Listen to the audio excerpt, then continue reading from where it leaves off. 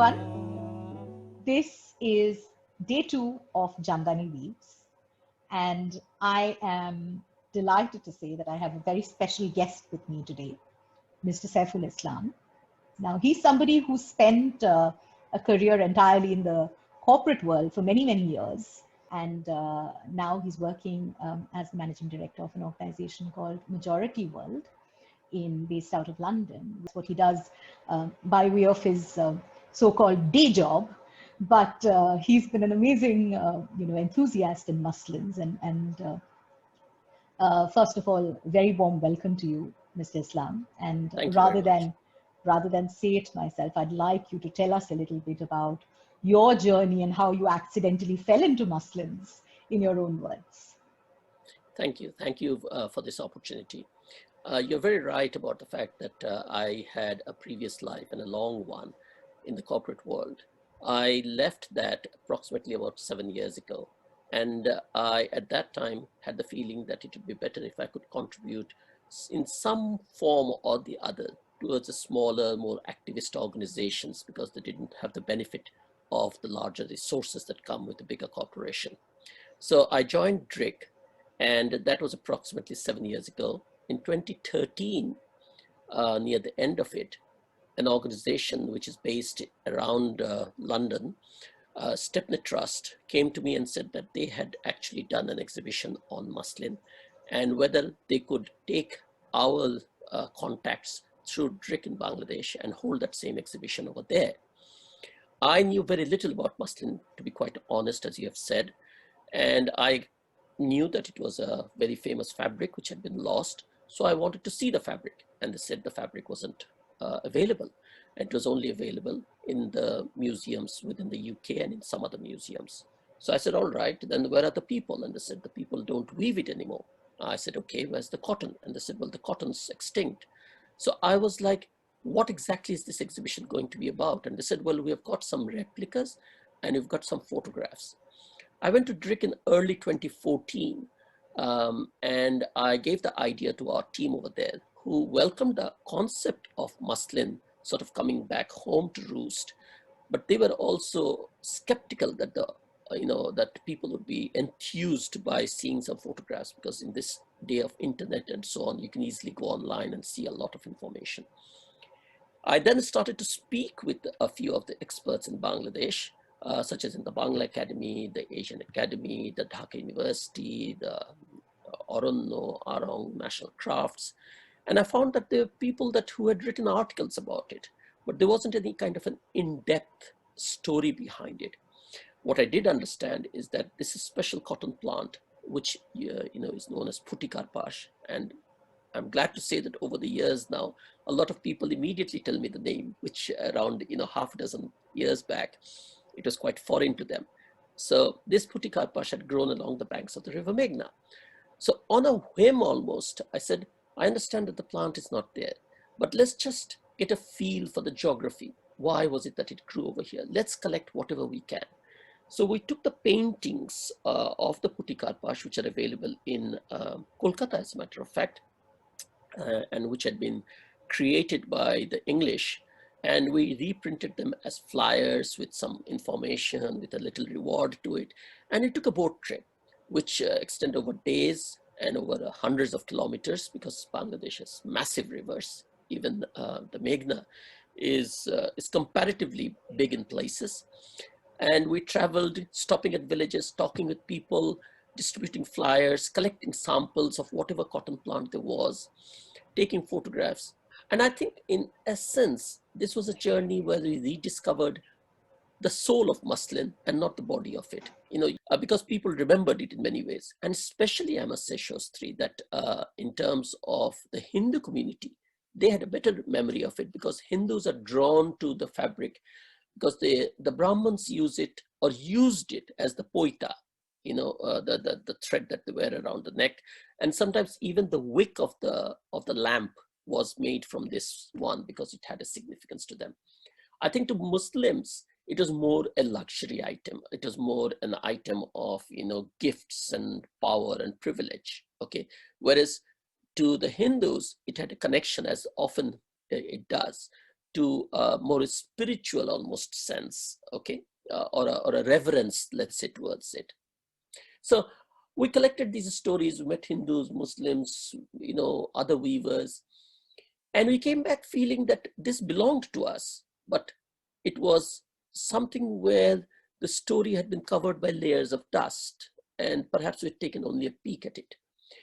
It became both a sense of challenge, that can we find out more?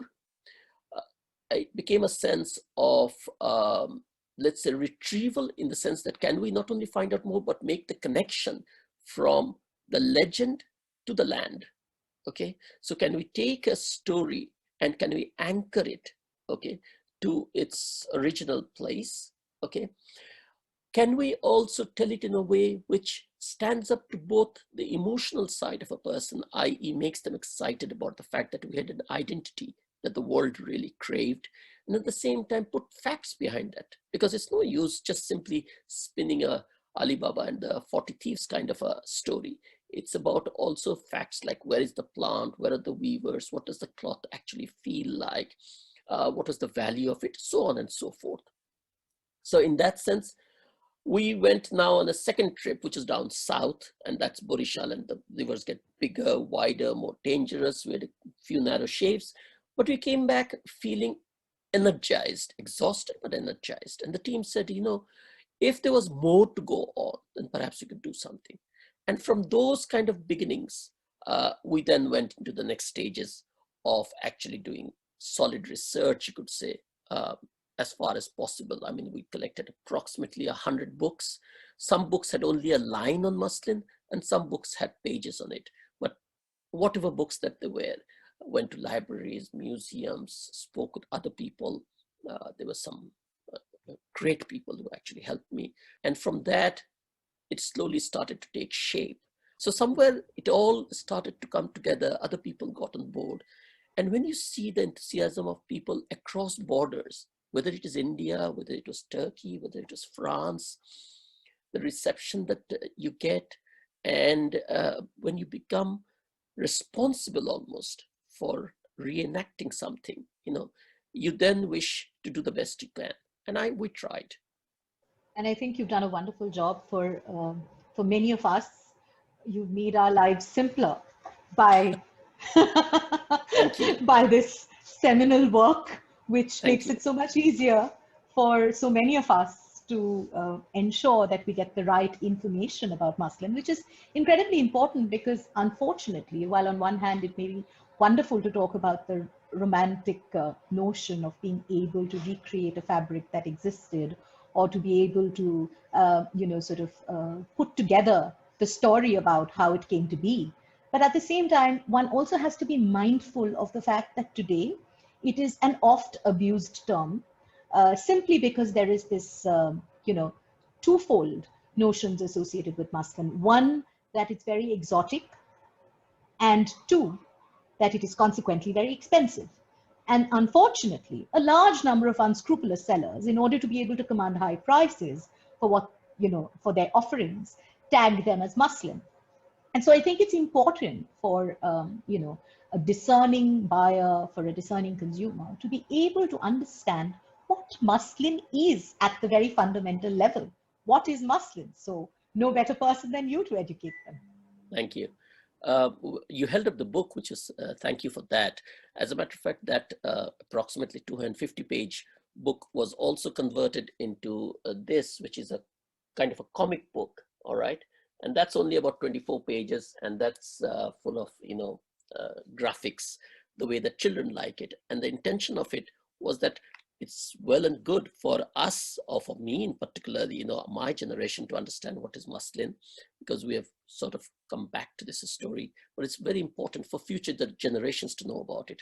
So this, graphic novel is almost given away. It's like sold at £1, but for the purposes that the future generation should become as excited about it as when they read Cinderella or they read Robin Hood and all that stuff.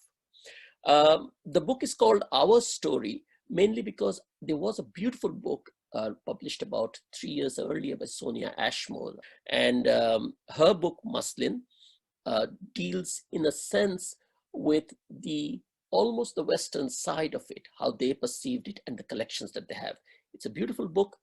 And what it did is it gave me a lot of information, but it also inspired me to tell, which is the title of my book, Our Story, because I felt that a story can be seen from different angles. However, it's very important that the story is also seen from the angle of the people who actually lived through it, okay? And therefore the voices of the craftspeople, that of the farmers, those anonymous, skilled artisans that have been lost over the centuries. And I think, lastly, I think in the structure of the book, I have given a preface of my own voice, because it leads to the sense that I felt when I, let's say, touched muslin for the first time. And by that, I mean one of the finest examples of muslin, when I went and touched the plant for the first time, the fossilized plant that it is. So those are kind of the emotional aspects. But the other parts of the book are dealing with, as you say, the Latin name for the plant, Gossypium arboreum, variety neglectum, and so on, and also dealing with the facts of what is a count and what is muslin and the classification of it. So I've tried to weave in all these different aspects over there. Weave in is probably a metaphor almost now.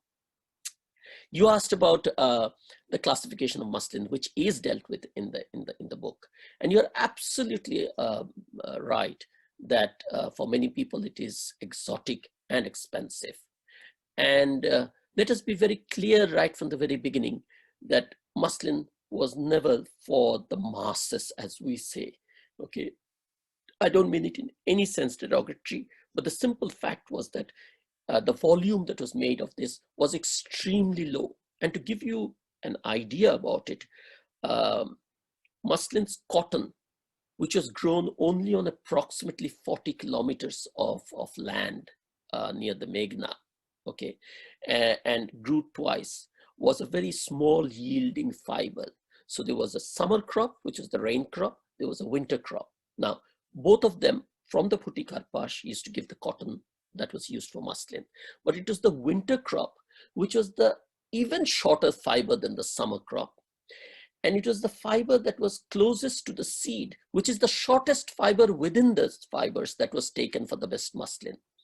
On top of it, after the yarn was woven, okay, the yarn itself would be classified into three, let's say, types. The finest of it would go into the middle, and the rest of them would go to the top and the bottom of it. So there would be approximately 7 to 8% of the cotton that could be used for the finest muslin. So first of all, you have a very tiny crop. Then you have only less than 10% cotton suitable for muslin. And then again, the yarn would be classified into a third of that 7 or 8%. Therefore, the volume could never be very high. It became actually, often people feel that, muslin was worn next to the skin and so on. Yes, there were two ways of wearing it. One was that you'd wear it with nothing underneath. So that was a very bold statement, okay? However, when it came to public displays, they would wear it on top of other expensive clothes. So they would wear silk or, or very expensive other clothes. And then muslin would be worn right on top so that you could actually see the clothes underneath, but muslin was like an ornament. So something that you wear around your neck, a jewelry or something, which would be like an overlay. Exactly, overlaid. So it was the finishing touch to your dress. And everybody must be able to see that you're wearing that muslin. And that was the whole purpose of it. Similarly, when it was used as the covering for a gift, which was often it was used. So I have in my collection one square piece also with gold work on it. And that is a covering for a gift. So the whole purpose was that when somebody of royalty sends a gift, you could see the gift underneath, because you could see through muslin. So you could see that the person has given you all these fancy exotic things, but then it is covered because it is decent to have it covered. And that is the way it was treated. Now, if you come to the classification of muslin, therefore, it's true to say that it is white, transparent, diaphanous, but everything, as I often say, white and transparent is in muslin. So today in the market, you have silk, which is white and transparent and passes as muslin. You have rayon, the synthetics, you have nylon. or you have a mixture of these that are passed off as that, because most of us know muslin as being transparent and light and white, and we fall for it. The original classification of muslin, as I've tried to highlight in my book, is that of the three aspects, the three items that make a fabric, which is cotton, which is yarn, and the weave, these have to be the cotton from the original plant, which is putti karpash.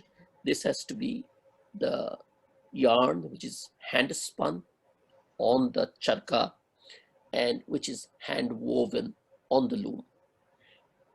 And we know about count. The higher the count, the finer the thread.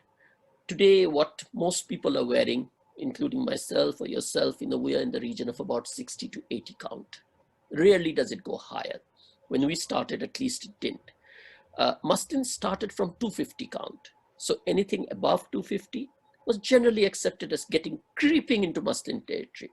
And now it's a question of how high you can go, how complex the designs are. So first of all, putti karpash, hand spun, hand woven. Then you begin to start saying 250 count and higher. And here you come into what are the designs being used. So the motifs would matter also. So ultimately 300 count, 350, 400, 500, 600. Stories go on to saying that there was a particular village that managed 1200. I cannot even imagine that, because I have seen up to about 600, 650 count. So if you are looking at muslin today, you might not get the original putti karpash. I agree with you, because cotton, unfortunately, has been taken over by the American variety, Gossypium hirsutum. And that's like 95% of the cotton.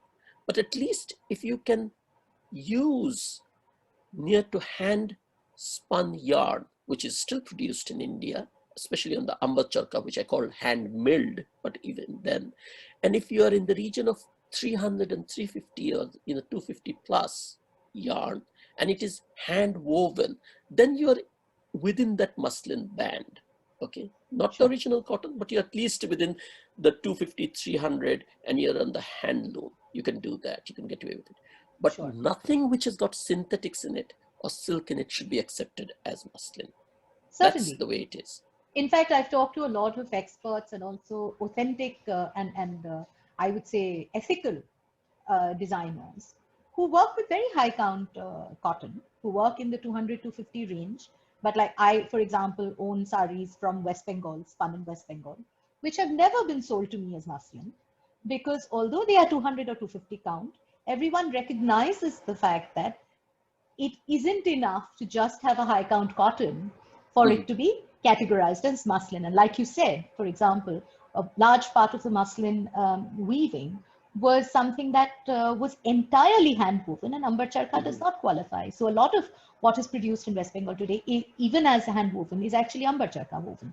So I mean, it's important to create this distinction, because I think buyers need to ask the right questions. And in order to be able to ask the right questions, you need to have the information, because unfortunately, cotton count is something that is not certified. That is not certified in India. That is not certified in Bangladesh. So somebody walks up to you with, a saree that is very fine to the touch and claims that it's 250 count.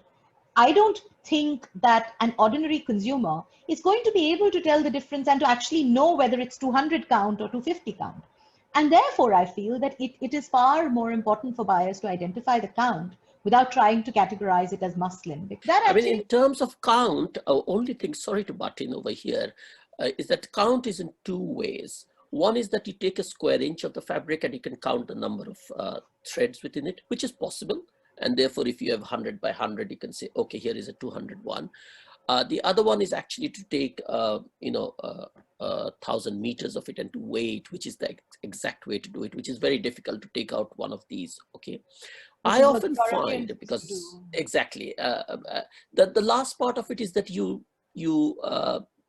develop an eye and a feel for the fabric. I think I have a little bit of it, obviously. And therefore, you get to understand what 300 count would feel or look like as compared to another one. However, I would only say to an ordinary customer, if you're walking in and somebody says muslin, first of all, ask that person, is this pure cotton? So get that right. And then do ask him about count. Normally, I see that they get thrown off that, oh, you're an expert. The minute you say count, they say, oh, you seem to know something. And they become a bit more cautious about it. And they finally will probably give a shrug and say, oh, well, this is what people say. But do ask about count if it is really high count. And as you said, the hand spinning, okay, and the weaving. Often weaving nowadays is done by jacquards or is done by power looms or double looms even. Those also are the ones that to be stay off. And as you ask these questions, and if you happen to come upon something which is 400, because we have woven 400 count and with, full motifs, okay? So as you come closer to asking those questions, you'll be able to get rid of a lot of the imitations that exist in the market. And I think you'll be doing a favor to the history of muslin by asking those questions. Certainly, and I completely agree with you. For example, a lot of times, what is being called, and unfortunately that's happening in Bangladesh as well, that a lot of Yeah, silk cotton. So absolutely. in Bengal, in West Bengal, what they do is a lot of the resham is being categorized as muslin, which is absolutely wrong because that's a silk fiber. And in Bangladesh, what they're doing is you get a lot of silk cotton jamdanis, which are using, Yes. silk Half and silk cotton, also they half call silk and it. half silk, Yes, yes, I wonder which what. get categorized as muslin. So, but, so for a lot of people, then the next question that obviously pops up is to say, well, this is something that's extinct. Are we ever going to get it back? And to that extent, I know you've been doing some exciting, attempts to revive the plant. So why don't you tell us about that? Thank you. Our original intention was actually to tell the story, to retrieve the story, to retrieve the information. But as we went about it, people would often say after listening for about, 20 minutes or half an hour, whatever, they would say, but what does it look like? What does it feel? Who made it? Who makes it? So we were almost, let's say, led down the second path, which is about retrieval, okay, of the product itself, because we were not textile people, we're not agronomists. However, I did realize that in order to do that, we needed a profile of the past. So the profile of the past has to be scientific, because it's just, as you said, it's not enough to just say, oh, that is muslin and that isn't. We went to where this plant is kept in a fossilized way, okay, and these are in two locations in Kolkata, at the Acharya Bosch, that garden, the Royal Botanical Gardens, I think the name is extinct by now, and then at Kew Gardens over here also. The Kew samples were better, they had been kept in better condition, whereas the Kolkata samples had degraded quite significantly. And it was important to know that plant samples degrade much faster than anything else. However, we went into a partnership with Kew and a university over here, and they did very elaborate scientific analysis through which the first profile of the DNA of muslin's plant was established. It is a wide profile. It's not exact because there are different samples from different places that give you that. However, it was sufficient for us to match what we had collected from different parts, and that includes Bangladesh, Assam, our hill tracts and different areas. We had collected and had grown on the riverbanks to match the profile of those plants with the profile of the original, okay, that we had collected from Kew. One of the plants had come out with a 70% match. Now that one could say is almost like a cousin to muslin, okay. However, the scientists said good enough, okay, because after 180 years of non-cultivation, to get something that is similar to that is something worth pursuing. And we have started to plant it over the last, I think, 3 to 4 years we have been planting it. Our planting has suffered because we have also done it near the riverbank, so there's flooding, same as I would say the farmers' challenges were in the 17th, 18th century, because it is near the riverbanks, there's flooding and sometimes there's terrific blooms. We have collected cotton and we have taken it to India also in order to mix it with what they have and in order to develop the feel for it, because the spinning of yarn is probably the best retained amongst the Hindu communities, and most of them had crossed over to India during partition. So we have mixed it, and with those thread and similarly with fine yarn of like 250, 300, we've woven sarees in Bangladesh because the weaving skills, such as in Jamdani, are the best on this side of the border. And so, whereas in India, they are weaving, it's mainly plain cloth that they do, than, which they call it that. That's what they do. And the other classification of muslins, such as the striped, the checkered, the ones that they call duriya, or the ones that they call charkona, or the flowered, which is the one that you're wearing today, that beautiful sari. So that flowered Jamdani type is best done over here. So that's what we have done. But in order to tell the difference between the two, even though this is high count, it has got the weaving, it has got the same process as before, but it's a mix of the original cotton, we call it new muslin. And that's the closest we're coming, and we're trying to develop it. So we pick quite complex designs of the past and we recreate it, whether it is Josephine's shawl that we have recreated also from pictures, and whether it is from the other collections in India and elsewhere that we have recreated. And our last attempt now, I call it last because we will do the 500 count. That has started. We have started a 500 count. And again, we will do an elaborate one over there.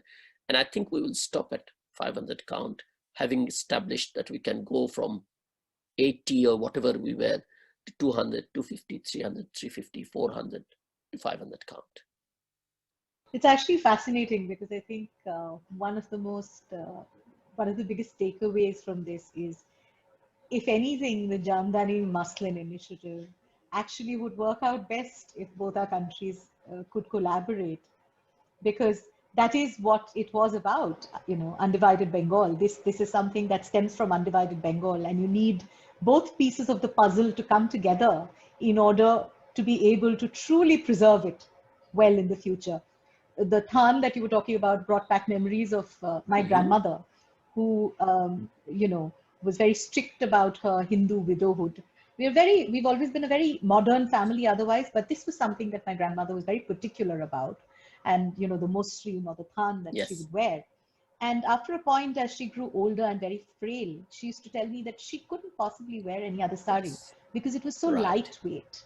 And that Than is something, what colloquially, what one used to call muslin, what we use to make paneer or chana, that, you would sort of hang the curd and let the water drip out. That was traditionally always muslin. So it wasn't just something that was exotic that we wore, but like you said, a very, very integral part of our day-to-day life. And I hope someday in the future, it may stage enough of a comeback to become a lot more accessible. Absolutely. I mean, it sends shivers down my spine to think that, your grandmother wearing muslin saris, and it is exactly the way that one would perceive of it. Muslin was interesting in the sense that this was a cotton that actually became stronger when it was dipped in water, which is unlike other cotton. Most cotton, if you leave it in water, it becomes soggy and then it becomes difficult to manage. But muslin's cotton, actually the fiber, and a French person, a French scientist, did microscopic analysis of it in the early 20th century. So I have seen the slides of it, and the fiber, the cross section of the fiber is different. I won't go into the details of it now, but it is different. And therefore, it for some reason did become stronger. Also, it became stronger in a particular pond in Bangladesh, which is near Tongi, actually.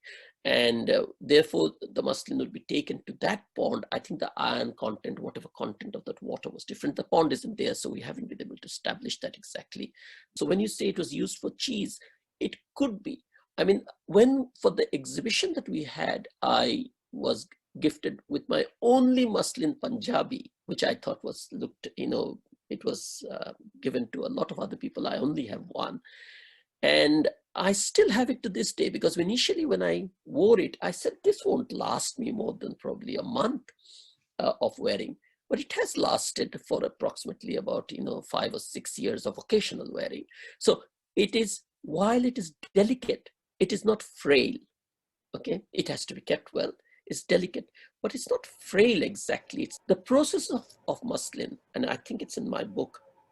There are 16 major processes, okay, right from the planting till the final folding of the cloth.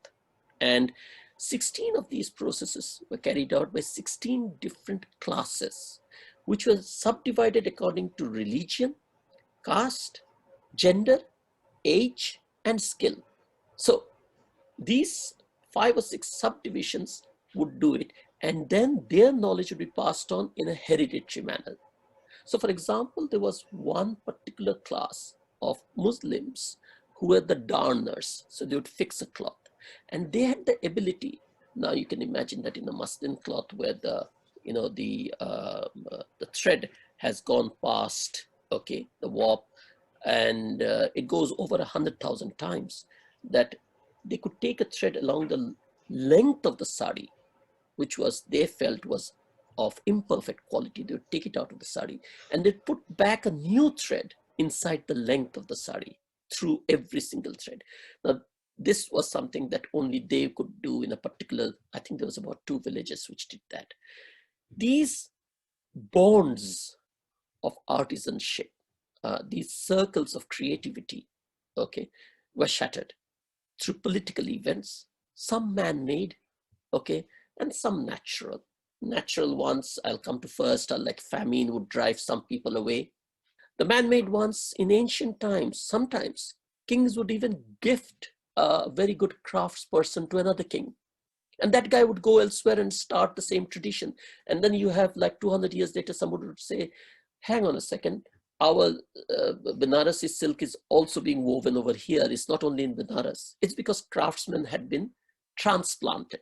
That was one. The second was, of course, the English famous divide and rule policy, where they would ensure that nobody had the monopoly so that they could have the monopoly. And then there was the political one, partition, most significant one. As they are, borders are completely, artificial, okay? And knowledge is the only thing which is universal. But there are 2 parallel projects, both of them official. One is in West Bengal, where Mamata has started a Muslin project, and another is in Bangladesh, where the government is also doing one. As you're quite right, that these projects could come together. I find it difficult to imagine that 2 government projects will come together. So therefore, I think instead of spending my energy, trying to unite the 2 governments, it is much better to speak with like-minded fellow spirits, across the border or across any other location, and to actually advance the fabric, the story of the fabric and the recreation of the fabric itself, okay, rather than any other political agenda over here. Well, thank you very much, and I think that's a very, very powerful message. And there is no greater time than now to think about shared histories, to think about how homogeneity can never be the solution when you want to see a world that is more creative, because the creativity in the world comes from, the different sensibilities, the different skill sets that a wide variety of people with different backgrounds bring to the table. And if we learned to appreciate and give the due to that, to the heterogeneity that makes us what we are, that makes particularly the subcontinent so special in terms of its art and craft offerings, then perhaps we would have a better future ahead of us. Is that realization? Well, we certainly will have a more varied, interesting, and informative future. That even the story of Muslin, which I'm talking about, isn't really the story of Muslin. It's the story of revitalizing or discovering any aspect of our civilization, okay? Muslin is symbolic to some extent of finding our roots, okay? And appreciating that. It is easy to lose. It is difficult to recreate, but I think it is our responsibility to give it that second chance. On that very positive and hopeful note, I'd like to close today. Thank you so much.